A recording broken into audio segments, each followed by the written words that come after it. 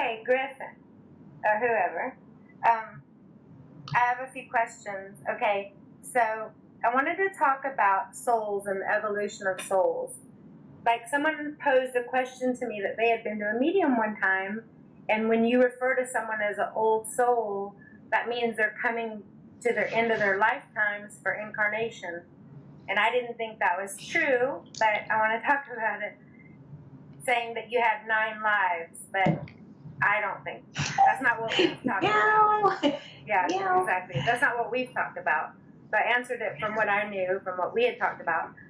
But I wanted to talk to you about that a little further, like how many lives and how many incarnations is one soul given?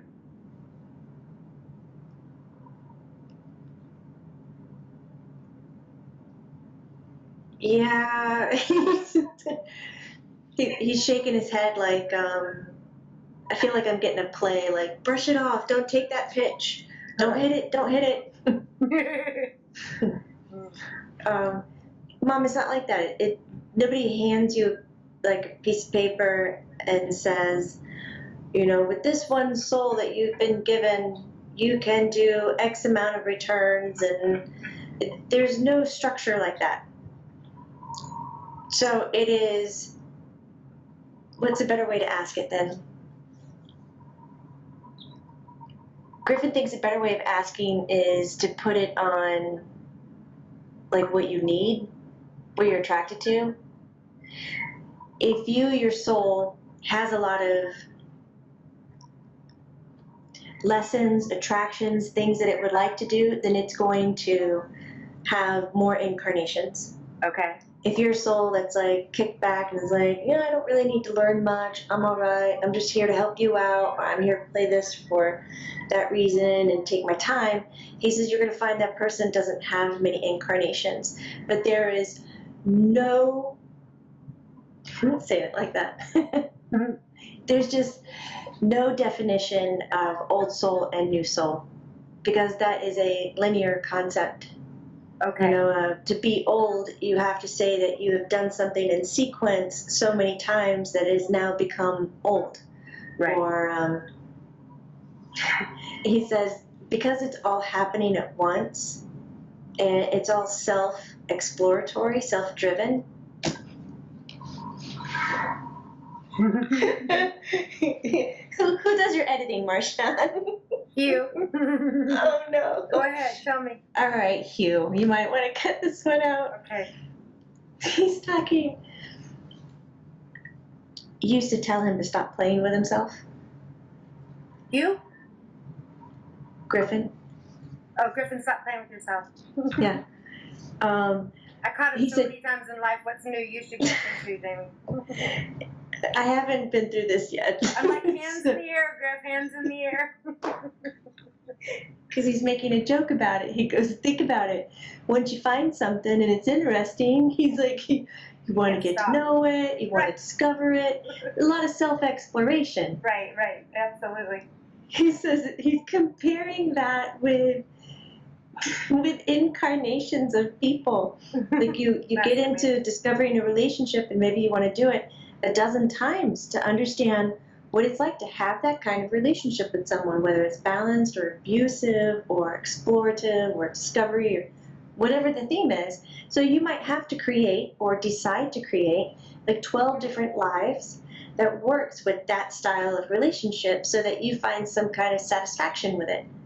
But there's nothing above you, there's nothing over you that's telling you this is how many you have to do, and this is what you have to do, and this is when, or this is why. He goes, truly, life is self-exploratory.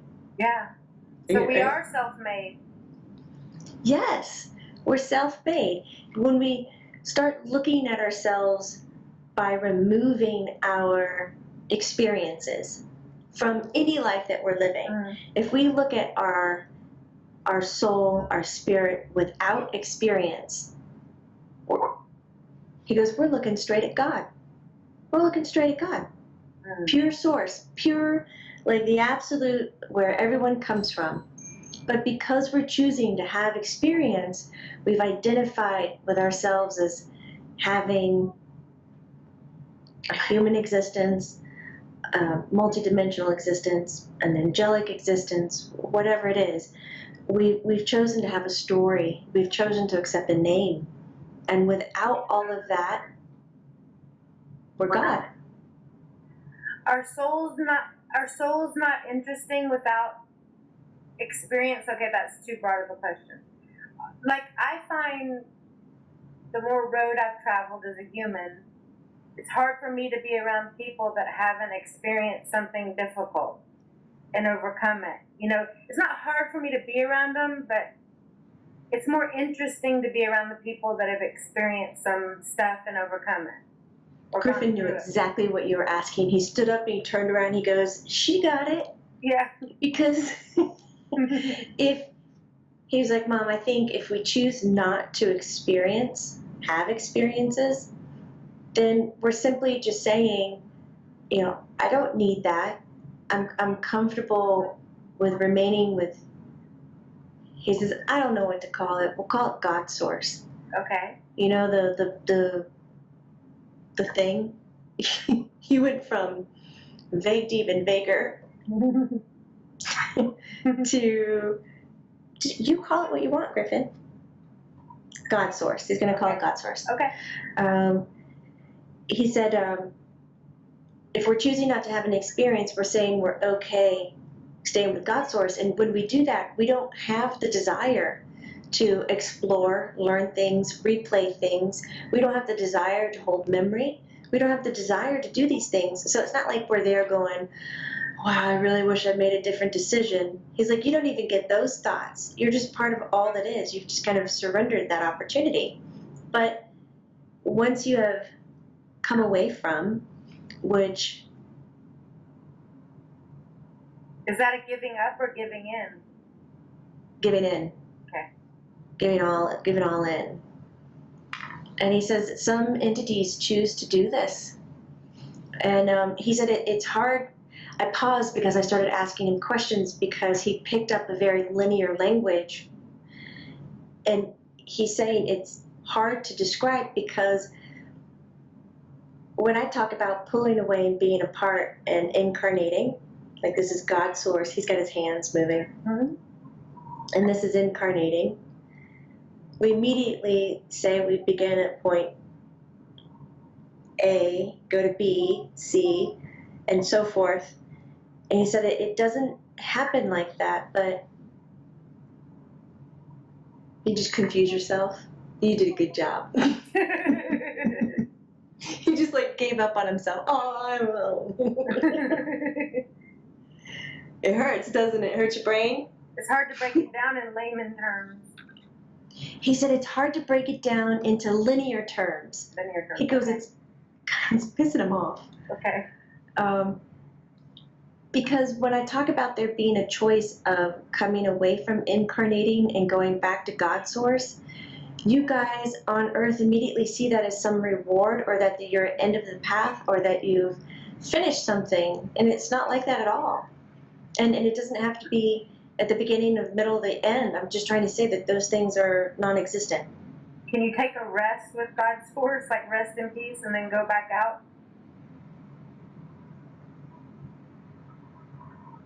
That's a great question.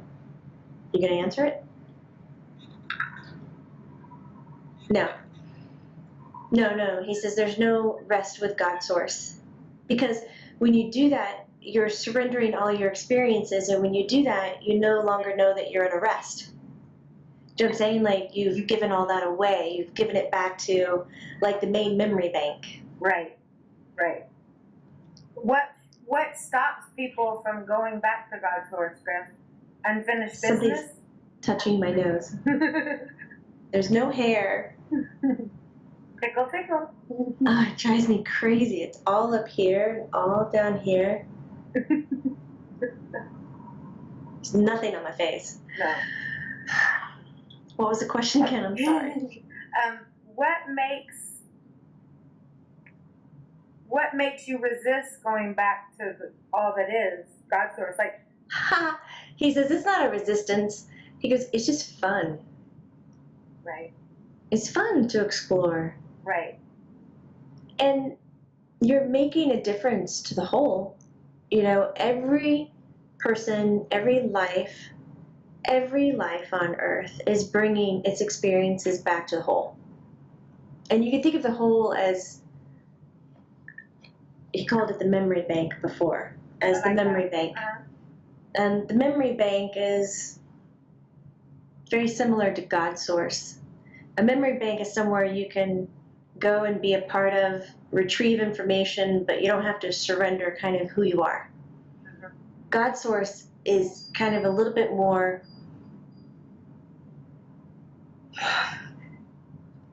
he's getting pissed off again. He's laughing at himself as he's pissed off. So it's really cute. Sorry, Griff, you're speaking to the dumb people. Because he wants to make some reference that there's distance, but there's actually no distance at all. When he's talking about Godsource. Right. It's just like an invisible layer. Right. That, because God experiences this source, this energy, experiences everything that we're doing.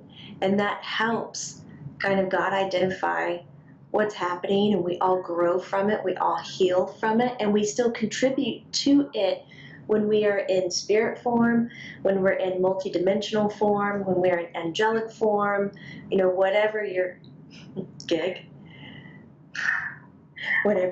is. So there's a strong fight for survival for a soul, even as a human being, there's a strong survival to survive.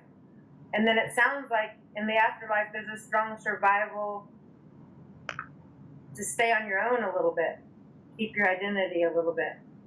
Am I wrong? Am I getting it at all? Somewhat. It's super easy though. Okay. There's no fight. There's no survival technique. No, but I mean is that your ego that wants to survive and not give in to the whole source? To call it a day? Go back to the memory bank? Yeah, you can call it ego. I don't want people to name it the ego that's the asshole side. Right. That's the asshole side of ego, right. Where it's ignorant, you know. Right, right. But yeah, he said, yeah, it's the identification.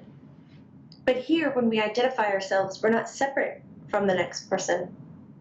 He said it's just a whole different kind of defining things. Right. He's like, I'm Griffen, but I'm also all those other lives I chose to live.